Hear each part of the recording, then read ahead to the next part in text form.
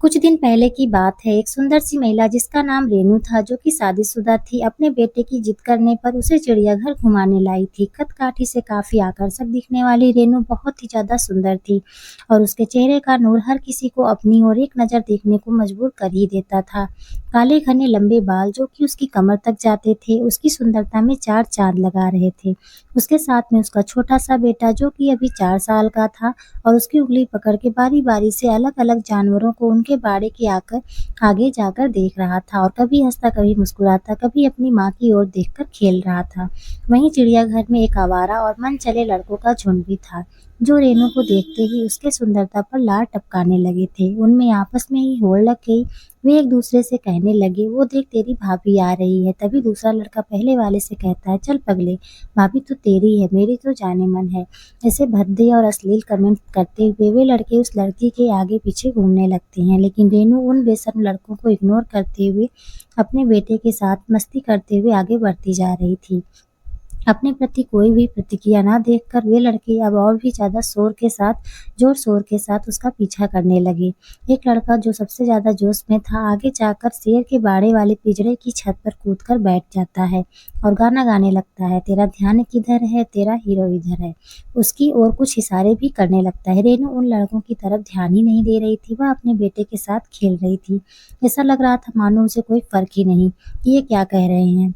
वो तो बस अपने बेटे के साथ मस्ती करने में मस्त थी। रेनू का ध्यान अपनी ओर चलते जो लड़का उछल कूद कर रहा था, वो गलती से शेर के बाड़े में अंदर जा गिरा। अचानक से ये क्या हुआ उसे खुद समझ नहीं आया, लेकिन जब उसे होश आया कि वह शेर के बाड़े में गिर चुका है, उसके पैरों तले जमीन खिसक गई। उसका गला सूखने लगा और वो चिल्लाना चाह रहा था, लेकिन उसकी आवाज उसके गले में ही दबी जा रही थी। बहुत कोशिश करने के बाद वह अपने दोस्तों से मदद के लिए गुहार लगाने लगा, भाई प्लीज मुझे बचा लो, लेकिन कोई भी उसकी मदद के लिए आगे नहीं आ रहा था। दूसरी ओर जैसे ही शेर ने देखा कोई उसके बाड़े में आ गया है, शेर धीरे-धीरे दबे पैर आगे बढ़ने लगता है।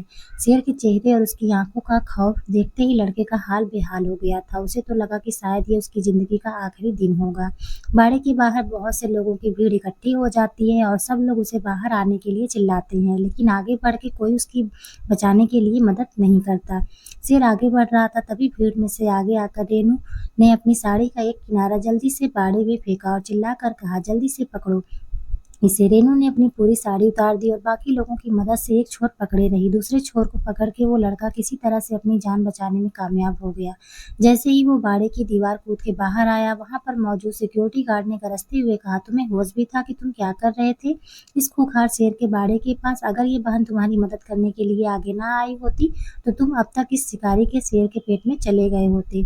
सिक्योरिटी गार्ड की बात सुनकर उसने एक नजर अधनग ब्लाउज और पेटीकोट में खड़ी लड़की की ओर देखा। वो मनी मन सोचने लगा, ये सिक्योरिटी गार्ड तो सही कह रहा है, ये मेरी बड़ी बहन जैसी ही तो है, बल्कि उससे भी ज्यादा है। एक बहन ही तो है जिसने अपने भाई की जान बचाने के लिए अपनी इज्जत की परवाह किए बिना अपनी देह से साड़ी उतारकर मेरी रक्षा की।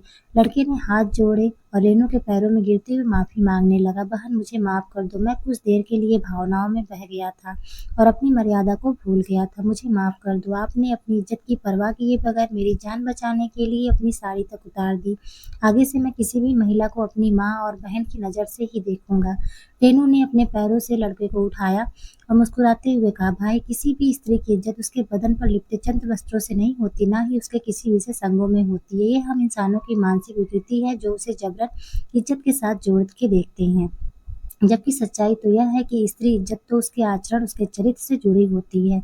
उस सुंदर सी दिखने वाली रेनू के आकर्षक मुंह से इतनी मर्यादित शब्द सुनकर वहां मौजूद भीड़ तालियां बजा उठी। तो फ्रेंड्स, आपको आज की ये कहानी कैसी लगी? अगर पसंद आई हो तो प्लीज इसे लाइक और चैनल को सब्सक्राइब जरूर करिएगा। तो कल मिलते हैं, बाय बाय।